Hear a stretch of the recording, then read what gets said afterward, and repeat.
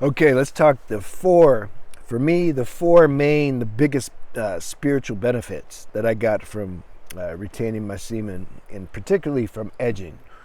It's got to be both. I mean, if we're talking about the real benefit, like, but I'm not, like, if you're just preserving your semen, but you're still edging, it's cool. Like, you can't avoid that. And there's definitely benefits in that.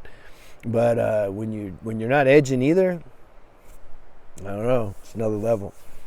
So one of the main benefits, you're going to have true self-worth, true self-esteem, like true. It's not artificial, not like ooh, some people gave me a compliment. Yeah, I feel good. I get some self-esteem. That's fake self-esteem. That'll dissolve 5 seconds later. that's how we get caught up in this whole female attraction addiction, because it don't last. One girl pays you a compliment, and usually that's false too. They're just working you on some level, some of them.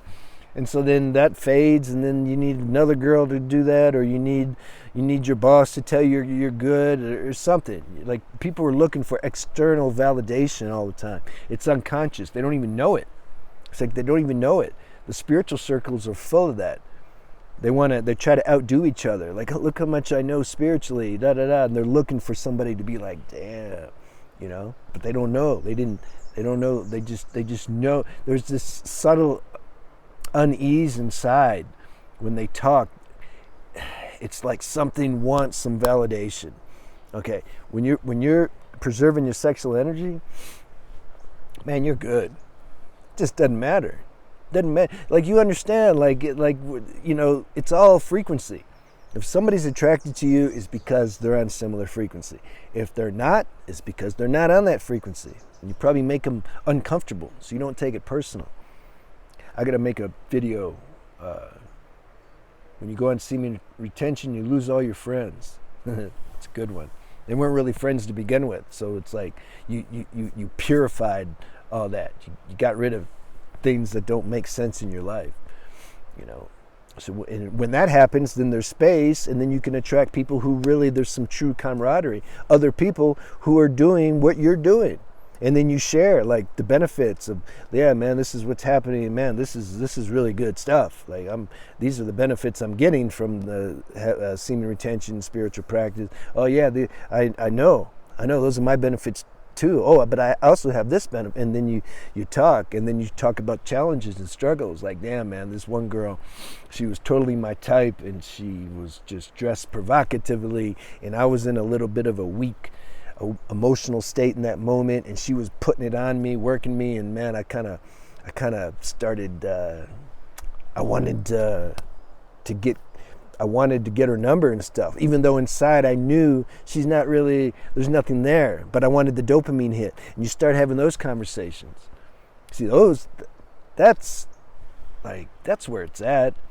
Not standing there like, oh yeah, she's fine. Whoa, she's got some big, you transcend that. Like, you go to the next level. So the people that are still talking down there, you want to get rid of them anyway, because you got your self-worth and self-esteem is kicked up. And then even if you do some stupid stuff. I remember my friend, he told me he was preserving his semen. Like, he was steadfast about it. Something inside really wanted to make this commit to that.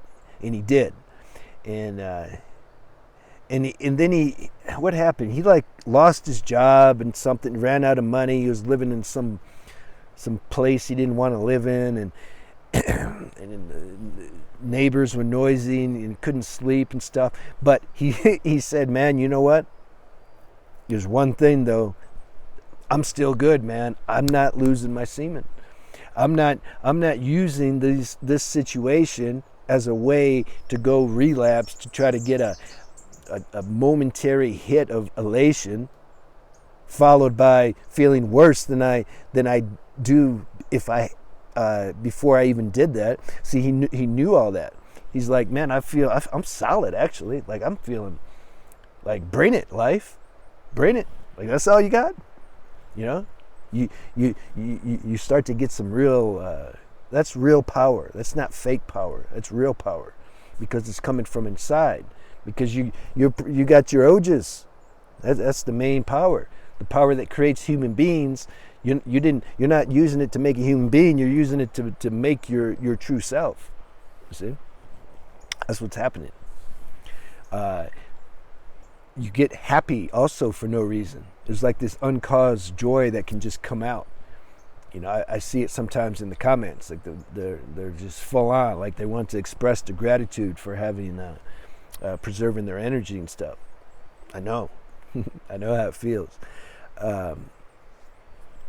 You start to see, like, damn, this joy is higher than like this temporary joy, like, oh, I just, I made a bunch of money now. Oh, I got a new car. It's a different kind of feeling. It's like that kind of happiness that you might get from making a bunch of money, or you get a new car, or there's a new a girl. You're getting more attention from girls. It's like that's not real happiness. It just feels different because you're high enough now. You can do the introspection to see. It's more like excitement. See, I can't call it happiness. It's more like pleasure. A momentary sense of pleasure. That's what it is with these worldly accolades and stuff. It feels similar to happiness, but you can detect the difference. It's short-lived, and it just has a little bit of an excitement thing to it. Whereas this uncaused joy is coming from inside, is very stable. It doesn't have any opposite. Like, it's not like it's there all the time. It's not contingent upon something you got to do outside or get something to activate this you can say joy. The joy is already there. It's like so it can't run out. Now what happens though is we get, well, first thing, the intensity of that is not going to be the same all the time because we're living beings and there's so many things happening. So there's going to sometimes maybe the joy will be stronger, or sometimes maybe a little less. But we know that, the joy is always there. But sometimes it can appear to be covered up if we're engaged in some nonsense, because the old habits and patterns came up, and now our attention's on that. So that can seem to eclipse or hide the joy. So that's part of this is the evolutionary thing we got to work through. And we start coming back more and more to this joy because we like it. But then a desire will come up. It's strong. We're like, oh, I just want to taste it a little bit. Oh no, damn it, why'd I do that again? And so you got to play that a little bit. It's cool. But at least we start to discover that there's an uncaused happiness that isn't contingent upon anything external. Like that's there even if we were locked in a dark closet. Somehow the joy's still there. May not be aware of it, but it's still there. So that's a great discovery when we start discovering that, and when we start practicing semen retention, we'll discover that more. And when we combine that with not edging, we'll discover it even more. All right. We'll have unconditional love and compassion for the average person who's just a sex slave, basically.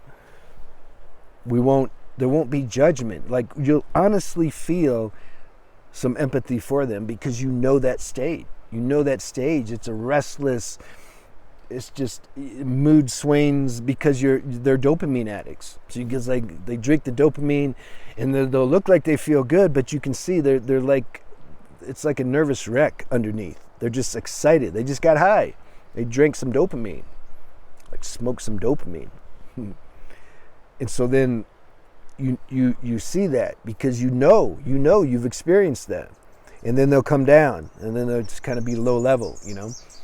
You'll be up. You'll be like, let's vibe, man, and then they'll get uncomfortable or something because they're stuck in that sex addictive world. So you won't judge them. You'll feel because you are them. you are them, but it's like a previous state. You're no longer, that state's not vivified right now. But you feel because like we're all in this thing together. And those who are open, you'll feel intuitively maybe to share something, and then you check, are they responding or not? So you guys know, like you can't just change somebody and force them to get on this track. They gotta be ready. You gotta hit some kind of bottom, you know, and then they're ready. So God or grace may use you to help facilitate this rebirth if you meet somebody who's already hit a bottom, and then somehow you're there at that time and they're open, and then you can share some things that will help them. So that was the third benefit. What's the fourth? The fourth, is the fourth the most powerful? Maybe. You start to realize your source power. Without getting religious, you start to realize God. You start to realize like the source of creation. The less there is of ego and mind and pursuing external things, the more that this source power is revealed. So this is what starts to happen. And it's not a one and you're done thing. It evolves. But once you start tasting that, Muji says once you've been kissed by God, you're done. Like you're just done. Like that's all you want. You can still like fall back into like, you know, but that's just part of life. But again, like I've shared before, you can't go totally asleep anymore because you've been touched inside. So something inside wants to merge more and more with that. This is great benefit. See, that benefit gives all the other benefits actually. So it's a great process, man. Keep retaining your seed and work on the edging and you'll be good. You're already good. And enjoy this process of evolution of how, you know, it would suck, wouldn't it, if they just gave you a full blast. You're like, done. It's fun to go through these stages and these steps, and then that allows you to understand others. So that's why we all have to struggle a little bit. That's just that's the tax for signing up to be a human being. Otherwise we'd just be an alien. You know, we couldn't help anybody either because they'd feel like, oh, you haven't really been through what I've been through. You don't really understand. All right, so enjoy this process. Don't beat yourself up. See you soon.